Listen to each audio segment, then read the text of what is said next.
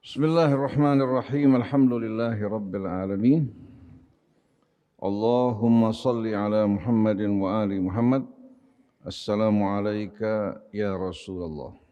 Assalamu alayna wa ala ibadillahi salihin. Wassalamu alaikum warahmatullahi wabarakatuh.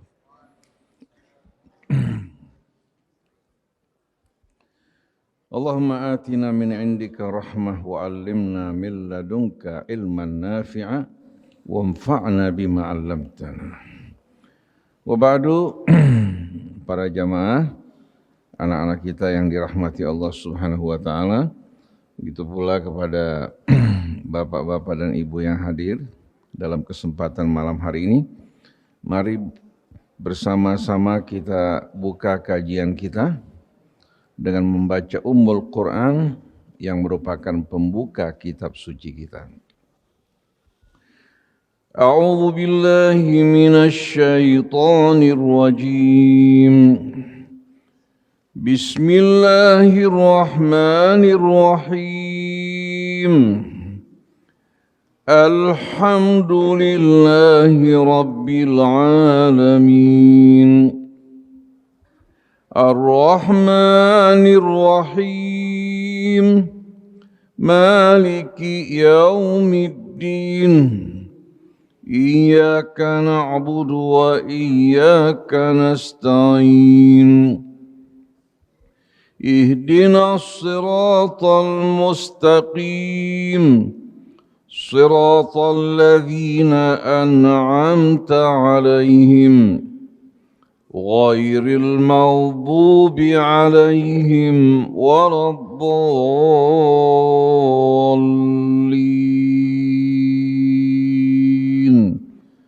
آمين.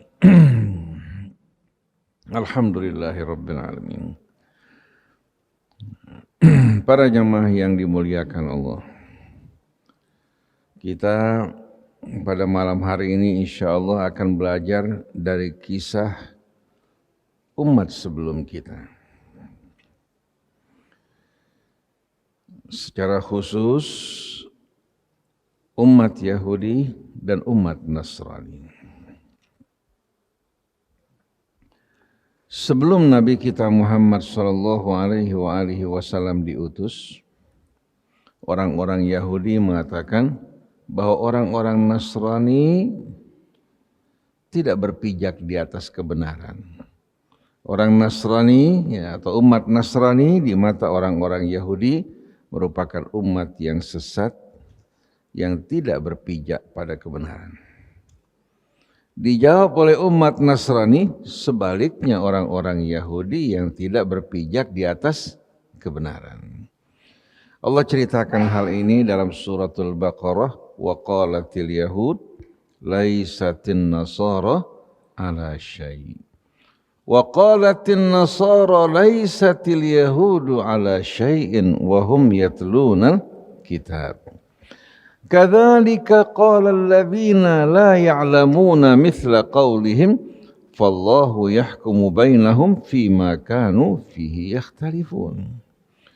Orang-orang Yahudi mengatakan kaum Nasrani mereka laisu ala syai', tidak berpijak di atas sesuatu. Artinya mereka tidak ada apa-apanya. Dijawab juga dengan jawaban yang sama oleh umat Nasrani, wa qalatin nasara laisatil yahudu ala syai' wa hum yatlunal kitab.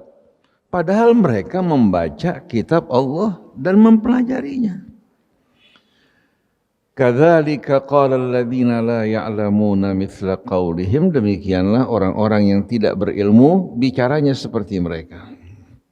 Fallahu yahkumu bainahum yaumal qiyamati fima kanu fihi yakhtalifun, maka Allah akan memutuskan di antara mereka nanti di hari kiamat pada apa-apa yang mereka perselisihkan. Yang satu membanggakan Yahudinya, yang satu membanggakan Nasraninya. Padahal Allah tidak pernah mengizinkan mereka untuk melakukan hal ini. Ketika datang Nabi kita Muhammad sallallahu alaihi wasallam, mereka bersatu menghadapi Rasul. Wa qalu kunu hudan au nasara tahtadu. Begitu mereka melihat datangnya Nabi dan Rasul yang diutus oleh Allah membawa tuntunan Allah, langsung mereka bersatu berhadapan dengan Nabi kita. Padahal dulu mereka apa? Berselisih, saling membanggakan diri. Mereka mengatakan, pilih jadi pengikut Yahudi atau jadi pengikut Nasrani, kalian berada di atas petunjuk Allah. Apa jawaban Allah? Qul bal millata Ibrahim hanifa. Semua klaim-klaim ini tidak benar. Yang benar adalah orang yang mengikuti millah Ibrahim yang lurus. Wa ma kana minal musyrikin, dan sekali-kali bukan orang yang mempersekutukan Allah. Lalu Allah Subhanahu wa taala mengajarkan kita kaum muslimin, kalau ditanya apa identitas kita, qulu amanna billah wa ma unzila ilaina wa ma unzila ila Ibrahim wa Ismaila wa Ishaq wa Yaqub wal asbat wa ma utiya Musa wa Isa wa ma utiya an-nabiyyuna min rabbihim la nufarriqu baina ahadin minhum wa nahnu lahu muslimun. Yang benar adalah millah Ibrahim. Millah Ibrahim bukan agama. Millah ini menunjukkan jejak langkah Ibrahim yang mempersembahkan seluruh hidupnya teruntuk Allah. Dari persembahan yang tulus dan murni teruntuk Allah, lahirlah nama Islam yang artinya berserah diri kepada Allah. Jadi Allah ajarkan kepada kita, katakan amanna billah, kami beriman kepada Allah. Wa ma unzila ilaina, dan kepada apa yang diturunkan kepada kami. Wa ma unzila ila Ibrahim, dan apa yang diturunkan kepada Ibrahim. Wa Ismaila wa Ishaq, apa yang diturunkan kepada Ismail dan Ishaq. Wa Yaqub wal asbat, begitu pula yang diturunkan kepada Yaqub yang dikenal dengan nama Israel dan anak-anak keturunan yang menerima kitab dan petunjuk dari sisi Allah.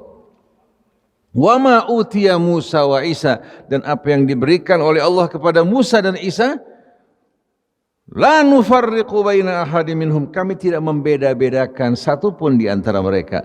Wa nahnu lahu muslimun, dan kami hanya kepada Allah berserah diri.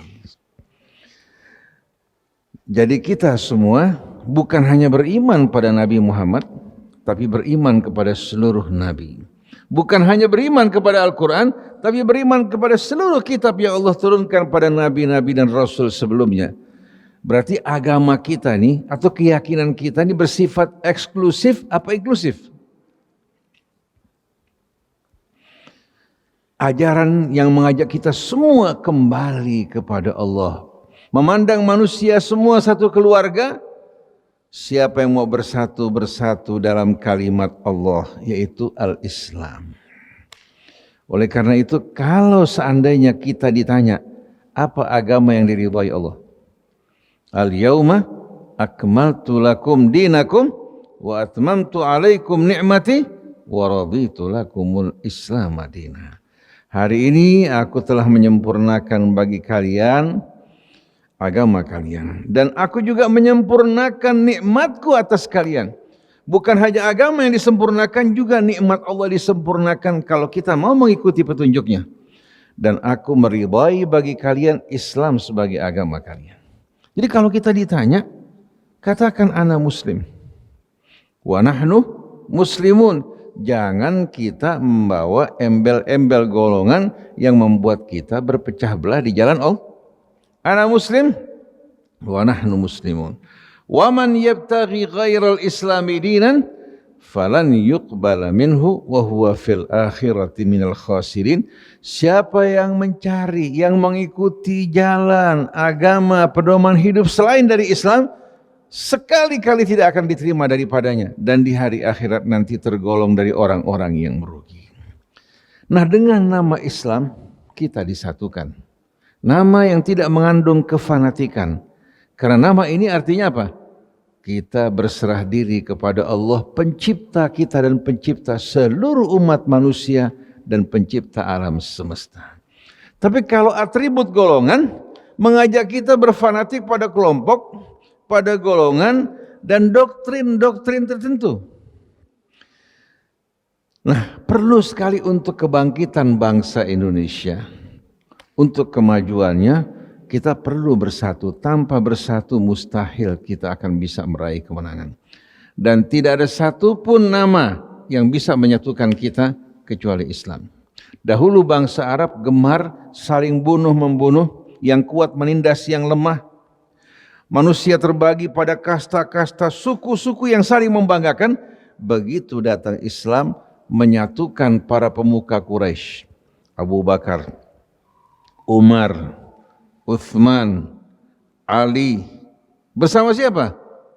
Bilal, Salman Al-Farisi, Suhaib Ar-Rumi. Dahulu mereka kalangan-kalangan budak. Begitu datang Islam, Islam memerdekakan mereka, duduk sederajat dengan sahabat-sahabat mulia. Ketika Fathu Mekah, Rasulullah perintahkan Bilal untuk mengumandangkan adzan. Seorang yang masih terbawa tradisi jahiliyah mengatakan apa?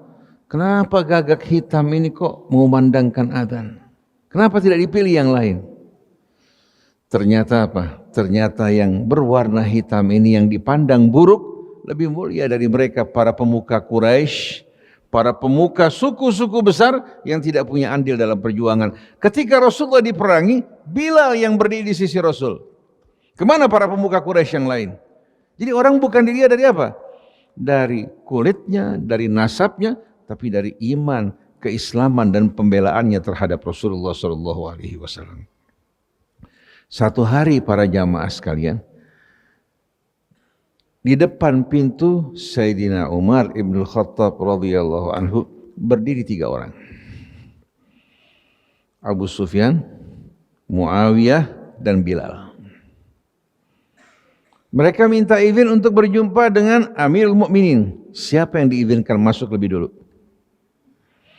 Abu Sufyan pemimpin kaumnya, Muawiyah putra mahkotanya, sedangkan Bilal hamba sahaya dari Habasyah, dari Ethiopia. Ketika mereka minta izin, Sayyidina Umar mengatakan, "Idzan li Bilal." Izinkan Bilal untuk masuk. Dahulukan Bilal. Abu Sufyan marah, dia merasa dia pemuka kaumnya. Kenapa Bilal, ya, si gagak hitam ini kok bisa mendahului dia?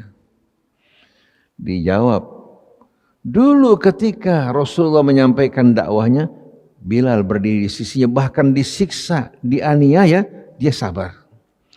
Sedangkan Abu Sufyan bersama Muawiyah justru yang mengangkat panji memerangi Nabi kita Muhammad SAW. Ini kemuliaan. Kalau kita kebanyakannya, kalau orang kaya berdiri depan pintu kita, semua orang miskin, walaupun si miskin akhlaknya baik, siapa yang disambut? Si kaya.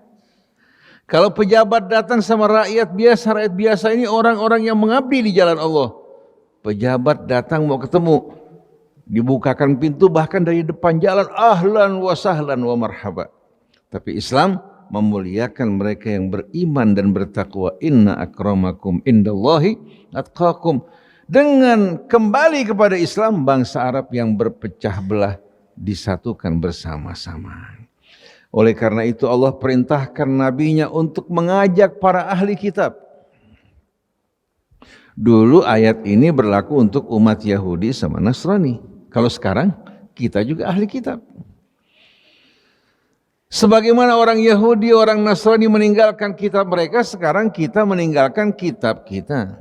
Digantikan dengan apa? Kitab-kitab hasil karya manusia. Bahkan ada satu orang dari Solo mengatakan, lebih baik Bratayuda dan Mahabharata daripada Al-Quran. Siapa yang pernah baca Mahabharata, Bratayuda? Saya zaman masih kecil, ya, baca kisah Mahabharata dan Bratayuda tersebut. Kisah antara Pandawa dan Kurawa. Kisah ini kebanyakannya legenda. Sedangkan Al-Quran kitab suci yang datang dari Allah Subhanahu wa Ta'ala. Allah menyeru dalam surah Al-Imran, perhatikan. Qul ya ahlal kitab, katakan wahai para ahli kitab. Ta'alau ila kalimatin sawa'in bainana wa bainakum. Mari bersama-sama kita bersatu dalam kalimat yang sama.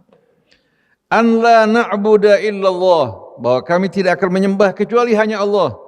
Wala nusyrika bihi syai'a, dan kami tidak akan persekutukan Allah dengan sesuatu. Wala yattakhidha ba'duna ba'dan arbaban min dunillah, dan jangan sebahagian kita mengangkat sebahagian yang lain sebagai rob selain dari Allah. Fa in tawallau, kalau mereka berpaling wahai Rasulullah, faqulu syahadu bi anna muslimun, katakan saksikan bahwa kami adalah muslimun. Nah, anak-anak kita kalau berangkat nanti menuju hari akhirat, lalu ditanya tentang identitasnya, kira-kira identitas apa yang akan menyelamatkan kita? Islam dan Muslim. Wala tamutunna illa wa antum muslimun. Jadi mari bersama-sama kita semua kembali pada Allah. Kita dari latar belakang yang berbeda-beda. Sukunya, bangsanya, warna kulitnya. Walaupun disatukan dalam bangsa Indonesia, tapi punya latar belakang yang berbeda. Tapi yang jelas ayah ibu kita sama. Kita pernah berkumpul di rahim ibu yang sama. Darah kita semua sama, nggak ada yang warnanya biru atau ungu, nggak ada sama sekali. Kalau darah ungu keracunan. Tapi darah kita semua sama, warnanya merah. Oleh karena itu Allah mengatakan, ya ayyuhan nas inna khalaqnakum min dzakarin wa untha wa ja'alnakum syu'uban wa qabaila lita'arafu inna akramakum indallahi atqakum. Wahai manusia, kami ciptakan kalian dari pasangan pria dan wanita, nggak ada jenis ketiga. Oleh karena itu nggak ada kalangan LGBT, nggak ada, ini penyakit semuanya. Jadi Islam menghargai hak asasi manusia, tapi tidak menghargai hak asasi ber-LGBT maupun berzina. Orang yang melakukan perbuatan LGBT ini orang yang harus kita obatin, bukan justru kita kita dukung, kita obati, kita kembalikan menjadi manusia normal. Jadi sungguhnya kami menciptakan kalian dari pasangan pria dan wanita, kami jadikan kalian berbangsa-bangsa, bersuku-suku, tujuannya untuk saling mengenal dan saling menghormati serta bekerja sama. Inna akramakum indallahi atqakum, yang paling mulia di antara kalian adalah orang yang paling bertakwa. Innallaha alimun khabir, Allah Maha tahu siapa yang paling bertakwa di antara kalian. Jadi enggak perlu mengatakan saya orang yang bertakwa. Kita berlomba-lomba dalam kebaikan, bersatu dalam agama Allah, maka yang paling cocok dengan kemanusiaan kita yang berasal dari ibu dan ayah yang sama adalah Islam. Golongan yang lain, ya, itu golongan-golongan yang dinamakan oleh manusia yang tidak punya dasar kebenaran. Jadi jangan pernah kita angkat atribut yang lain, tapi banggalah menjadi seorang muslim yang berserah diri kepada Allah Subhanahu wa taala. Demikian para jamaah sekalian, karena kita ada acara, insya Allah kita bertemu hari Jumat besok ya. Katanya malam Jumat mau ada acara ya, bersama-sama. Insya Allah kita berjumpa kembali. Semoga Allah ampuni dosa kita, bantu kita dalam menjalani tugas-tugas belajar kita menjadi anak-anak yang sukses ya, yang dapat menjadi anak yang berbakti kepada ayah ibu, berguna untuk nusa bangsa. Dan Allah murahkan rezekinya, menjadikan pahlawan-pahlawan di tengah-tengah bangsa kita semuanya. InsyaAllah Ustaz Angga akan melanjutkan. Subhanakallahumma wa bihamdik, asyhadu an la ilaha illa anta astaghfiruka wa atubu ilaik, wal afu minkum, wassalamualaikum warahmatullahi wabarakatuh. Jangan ada yang bangun ya. Ustaz Angga. Assalamualaikum warahmatullahi wabarakatuh. Alhamdulillah, wassalatu wassalamu ala rasulillah, ma ba'du. InsyaAllah kita akan lanjutkan kajian kita, melanjutkan dari guru kita Ustaz Husain Al-Attas. Karena beliau ada acara, maka 15 menit menuju Isya ini insyaAllah kita akan maksimalkan untuk sama-sama mengkaji ilmu Allah Subhanahu wa ta'ala. Tadi beliau menyampaikan bahwa Allah Subhanahu wa ta'ala menilai manusia bukan dari golongannya dari mana, bukan dari suku rasnya di mana, anak siapa dan seterusnya, tapi Allah Subhanahu wa taala menilai manusia dari ketakwaannya. Inna akramakum indallahi atqakum. Jadi jangan pernah minder dengan anak orang kaya. Jangan pernah minder dengan anak sultan, anak raja dan seterusnya. Mereka hidup bergelimang harta bukan berarti mereka orang yang paling dimuliakan Allah. Tadi disebutkan banyak para pemuka Quraisy, tapi yang didahulukan adalah Bilal bin Rabah, yang mana beliau tak lain dan tak bukan merupakan budak dulunya yang dibebaskan oleh Abu Bakar Siddiq radhiyallahu anhu. Maka tidak ada masalah di mana kita lahir, tidak ada masalah di rahim siapa kita lahir. Yang menjadi pertanggungjawaban kita adalah bagaimana kita akan meninggalkan dunia ini, membawa takwa atau waliyadzubillah membawa kemaksiatan Allah Subhanahu wa taala.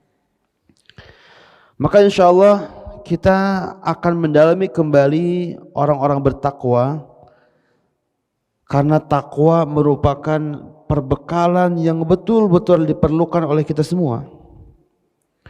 Kalau kita semua berangkat saja dari Jakarta ini ke Jogja, maka malam sebelum pemberangkatan kita akan siapkan ya tiketnya, check-innya. Kita akan siapkan hotel di sana bagaimana, kita akan siapkan bagaimana perbekalan, kita akan siapkan uang, kita pesan makanan dan seterusnya. Padahal menuju Jogja paling hanya 12 jam. Di sana paling cuma 1 hari 2 hari. Bagaimana kita menuju akhirat yang kata Allah khalidina fiha, di akhirat selama-lamanya. Orang mau minta, ya Allah boleh enggak saya ke dunia sehari saja? Tidak boleh. Ya Allah boleh enggak saya ke dunia? Tidak boleh. Banyak dalam Al-Quran disebutkan laula akhartani ila ajalin qarib fa asaddaqa wa aku minas salihin. Orang yang telah meninggal, mereka mengatakan, duhai Allah, andaikan engkau mengasih atau andaikan ya engkau memberi kelonggaran, memberi space waktu lebih kepadaku, maka aku akan ke dunia, aku akan banyak bersedekah, dan aku akan jadi orang soleh. Di alam kubur jangan sebagaimana kita pahami kebanyakan masyarakat. Di alam kubur melihat di dunia yang lagi maksiat, dilihat di dunia lagi enak. Tidak. Di alam kubur mereka merenung. Kalau mereka bahagia, dia akan disibukkan dengan kebahagiaannya. Akan diberikan taman-taman surga di dalam kubur. Ya, sebagaimana banyak dalam hadis Rasulullah SAW, jika orang beriman masuk ke dalam kubur, tiba-tiba Allah lapangkan alam kubur seperti taman-taman surga. Maka tidak akan lagi ingat kepada dunia yang penuh dengan kepenatan. Begitu sebaliknya, orang yang ke alam kubur dalam keadaan maksiat kepada Allah, dalam keadaan kafir, apakah mereka sempat memikirkan dunia? Tidak. Mereka akan tersibukkan dengan siksaan demi siksaan dari Allah Subhanahu wa taala. Maka sebaik-baiknya perbekalan adalah takwa kepada Allah Subhanahu wa taala. Kemarin kita sudah membahas ciri yang pertama takwa adalah kata Allah Subhanahu wa taala, ya, orang yang berinfak dalam keadaan lapang atau dalam keadaan sempit. Ini kemarin sudah kita jabarkan panjang lebar, ya, bahwa Allah ingin muji orang kaya dengan kekayaannya, dia mau bersyukur atau tidak dengan berinfak. Orang miskin dengan kemiskinannya, apakah dia mau bisa bersabar kepada Allah Subhanahu wa taala dengan berinfak? Orang yang berkelebihan harta mungkin biasa saja berinfak karena hartanya lebih, tapi tetap masih banyak orang yang lebih harta pun bakhil. Maka Allah ingin menguji. Tapi yang dahsyat adalah orang yang tidak punya uang, Orang yang tidak punya harta tapi dia tetap berinfak dan Allah Subhanahu wa taala. Ittaqin nar walau bisyiqqi tamar, takutlah kepada neraka wahai manusia walaupun hanya secuil kurma. Kita enggak punya uang 1.000.000, punya uang 1.000, belikanlah roti, dipotek teman kita yang lebih membutuhkan. Saking dianjurkannya oleh Allah Subhanahu wa taala. Lalu ciri yang kedua, alladzina yunfiquna fis sarra'i wad dharra' wal kadhiminal ghaidh. Insyaallah pertemuan kali ini kita akan fokus kepada ciri yang kedua ini, yaitu al kadhiminal ghaidh. Ciri yang kedua yang bertakwa kepada Allah Subhanahu wa taala yang kelak akan menjadi perbekalannya, apa itu? Orang yang senantiasa bisa menahan amarahnya. Jika ada manusia diuji oleh Allah Subhanahu wa taala dengan seseorang yang datang kepada kita, ya, misalkan orang tersebut membuat kita kesal, membuat kita marah, membuat jengkel, tapi dengan kesabaran kita bisa menahan amarah kita. Mungkin kita mampu untuk membalasnya. Kita badan lebih kuat, ya, badan lebih hebat, kita bisa membalasnya, tapi orang yang bertakwa kepada Allah lebih memilih untuk tidak membalas. Orang yang bertakwa kepada Allah lebih memilih menahan amarahnya karena Allah Subhanahu wa taala. Rasulullah SAW pernah ada satu kisah, ini sama-sama kita bayangkan. Satu ketika Rasulullah SAW berkhutbah di depan para sahabatnya, banyak sekali para sahabatnya. Tiba-tiba ada orang Yahudi datang ke masjid Rasulullah SAW. Beliau orang Yahudi menarik surban Nabi Muhammad, dicekikkan kepada leher Nabi Muhammad SAW. Bagaimana keadaannya seperti itu? Nabi lagi khutbah, lagi berceramah, tiba-tiba ada orang Yahudi yang mencekik dengan surban Rasulullah SAW. Apa kata Umar bin Khattab? Ya Rasulullah, da'ni an aqtulah. Ya Rasulullah, izinkan saya menggal lehernya, saya penggal lehernya. Ya, ini bagaimana para sahabat yang di depan ini marah melihat orang yang semena-mena seperti kepada Rasulullah SAW. Apa kata Rasulullah? Ya Umar, wahai Umar, diam. Allah Rasulullah SAW mengatakan kepada orang Yahudi, wahai Yahudi, apa yang kau inginkan sehingga engkau memperlakukanku seperti ini? Apa kata Yahudi? Wahai Muhammad, saya ingin menagih hutangku kepadamu. Jadi menagih, ya. Jadi Rasulullah SAW pernah mempunyai transaksi hutang kepada orang Yahudi. Dan ini biasa. Ya. Kita bisa bayangkan bagaimana seorang nabi, seorang raja, kalau mau bermewah-mewahan sangat bisa, tapi beliau menahan semua itu. Ketika beliau terdesak, beliau berhutang kepada orang Yahudi. Sekarang kita melihat bagaimana raja-raja yang saat ini, presiden, para menteri, ya, bahkan mereka sudah kaya masih juga ingin mengambil hak rakyat, berkorupsi bermiliar-miliar, bertriliun-triliun. Waliyadzubillah. Maka kata Rasulullah SAW, wahai Yahudi, bukankah belum jatuh tempo? Kenapa engkau datang mempermalukanku seperti ini? Apa kata Yahudi? Tidak. Pokoknya saya ingin menagih hutangku saat ini. Lalu kata Rasulullah SAW, ya Umar, wahai Umar, ambilkan di Baitul Mal 20 sak kurma. 20 sak kurma. Apa kata Umar? Ya Rasulullah, bukankah hutang engkau hanya 10 sak kurma? Lalu 10 sak lagi untuk apa?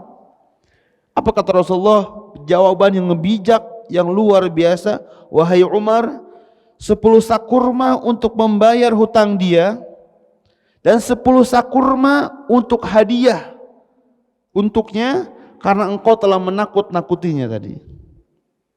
Subhanallah. Jadi karena Umar menakut-nakuti tadi orang Yahudi tadi, Rasulullah kasih hadiah. Padahal Rasulullah dalam keadaan dicekik, dipermalukan dan seterusnya. Maka Umar bin Khattab dengan perasaan kesal kepada orang Yahudi tersebut, sudah mengancam Rasulullah, mempermalukan Rasulullah, tapi dengan kemurahan hatinya Rasulullah malah memberikan hadiah, justru luar biasa. Maka Umar bin Khattab mengambil ke Baitul Mal, diikuti oleh orang Yahudi tersebut.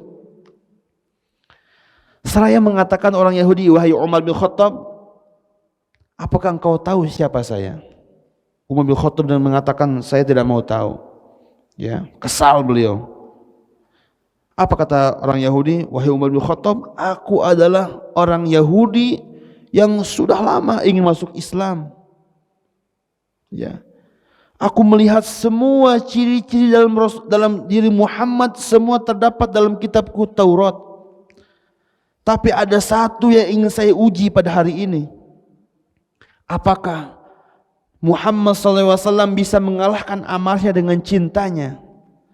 Tapi demi Allah, sekarang saya menyaksikan Muhammad bisa mengalahkan semua amarnya dengan kecintaannya. Maka dengan ini asyhadu an la ilaha illallah wa asyhadu anna Muhammadan Rasulullah.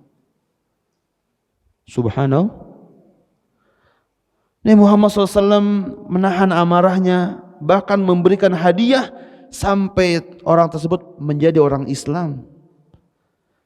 Tidak harus memasukkan Islam dengan pedang.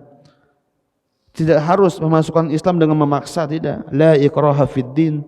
Justru Nabi Muhammad SAW banyak sekali memasukkan orang-orang ke dalam Islam dengan akhlak Rasul SAW. Dan beliau pernah, dengan akhlak beliau, suku ketika itu yang dipimpin oleh Harith, yakni anaknya salah satu istri dari Rasulullah SAW, Juwairiyah bin Harith. Karena akhlak beliau memaafkan Juwairiyah sebagai tawanan ketika itu. Pada Juwairiyah merupakan anak dari kepala suku yang berperang dengan Rasulullah SAW, tapi dimaafkan oleh Rasulullah. Sehingga Juwairiyah dinikahkan oleh Rasulullah SAW. Bukan hanya dimaafkan, dinikahkan dengan orang termulia. Juwairiyah sampai tersenang-senang dalam hatinya. Sampai Juwairiyah ketika itu menyuruh sukunya semua untuk masuk Islam. Subhanallah. Inilah akhlak Rasulullah SAW. Takutnya kalau ditambah nanti malah kepotong nanti. Insyaallah ya. Ini baru ciri yang kedua ya. Yang pertama berinfak di jalan Allah dalam keadaan susah ataupun dalam keadaan lapang. Yang kedua bisa menahan amarah. Subhanakallahumma wa bihamdika asyhadu an la ilaha illa anta astaghfiruka wa atubu ilaik. Assalamualaikum warahmatullahi wabarakatuh.